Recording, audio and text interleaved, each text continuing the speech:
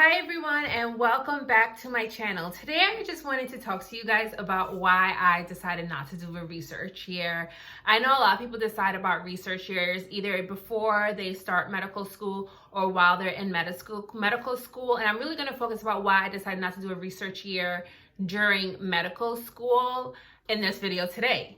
So if you're new to this channel, welcome. I am a dermatology resident and I give advice about the medical journey based on my own life experiences. My channel is for anyone who's thinking about or currently training in medicine. If this sounds like something you're interested in, be sure to subscribe to my channel now. Also, if you want to get to know me a little bit better, check out my Instagram at therealskinimin_MD. Okay, so let's get started. Why didn't I choose to do a research year? So as you guys know, I am a dermatology resident. So I am in one of the most competitive specialties in medicine. And so a lot of people were recommending that I do a research year, especially because my step 1 score was not as competitive as a lot of other dermatology applicants. And I said that there was no way I was going to consider a research year. And I know that research years, not only were they relatively popular when I was in medical school, especially amongst dermatology applicants and applicants of other really competitive specialties, but it's only, to me, it seems like gotten more popular. And now that step 1 is pass fail, I feel like programs are going to put more emphasis on aspects such as research. So I'm going to talk about why I decided not to do the research years and tips on how you can avoid doing a research year if you truly don't want to. All right.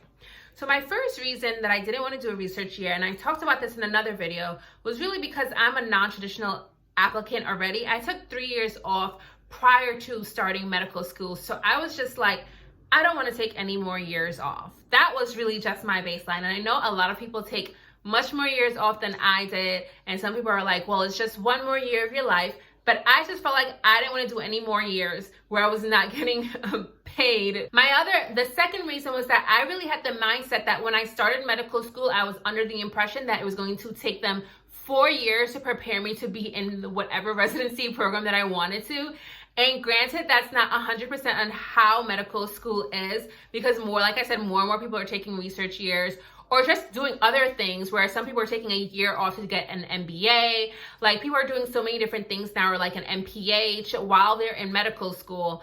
But for me, I was just like, I had the impression that I was going to be out of here in 4 years, and I would have been equipped to be out of here for 4 years. So I also had that mindset as well. So I was really like, all right, how am I going to get as much research done as possible in the little time that I had? And I really just made sure that I really worked really hard to get quality research projects out in the time that I needed to apply to my residency programs.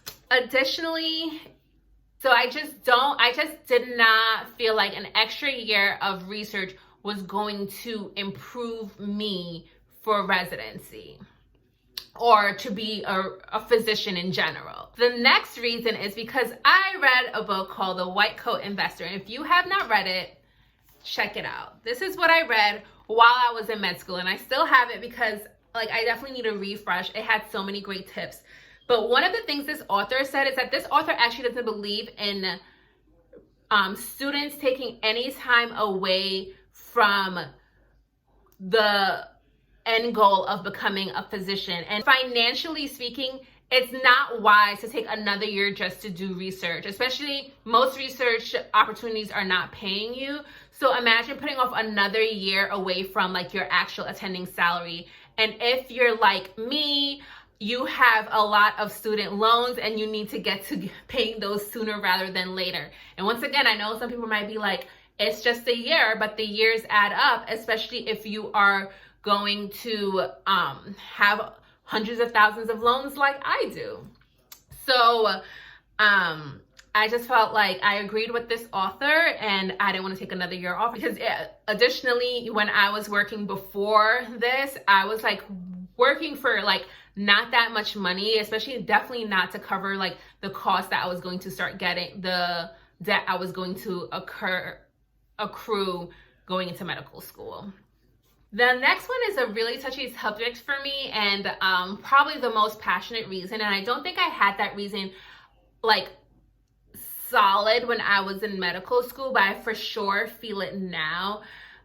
There are people who can actually financially afford delaying another year of getting a salary, while there are people who legitimately can't. And if we're saying that though that is going to be a reason as why somebody's competitive or not, is just absurd to me.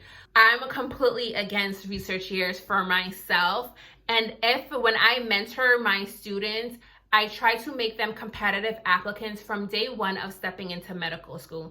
And what I mean by that is that in first year, you're making your connections, you're shadowing, and you're looking out for research opportunities.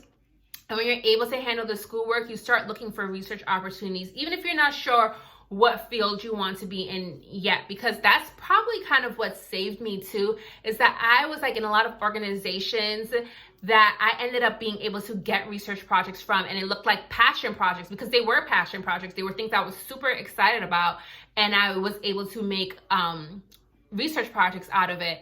And then so my dermatology research that I was able to squeeze out at the end of third year were like icing on the cake. You know what I'm saying? So if you are doing what you're supposed to do, hopefully you don't have to take a research year. Now, if you feel like a research year is for you, like you feel like you need it to help make yourself competitive.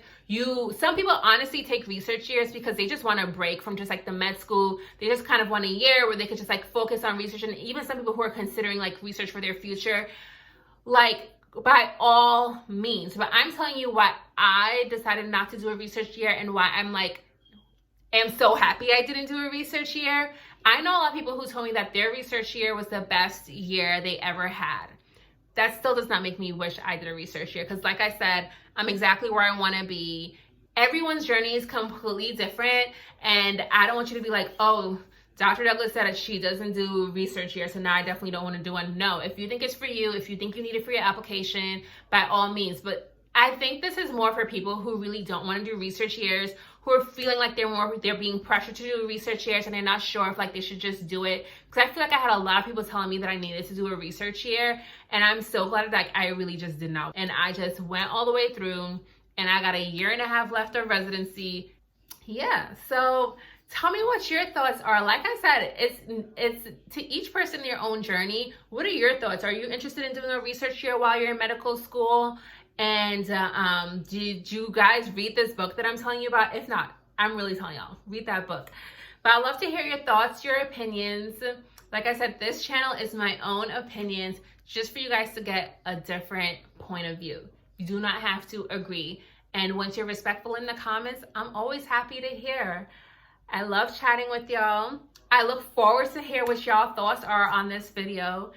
And make sure to press that subscribe button, press that like button if you were engaged with what I was saying, you liked what I was saying, you didn't fully agree with what I was saying, still like it. And I look forward to chatting with y'all on my next video. Have a good one, y'all. Bye.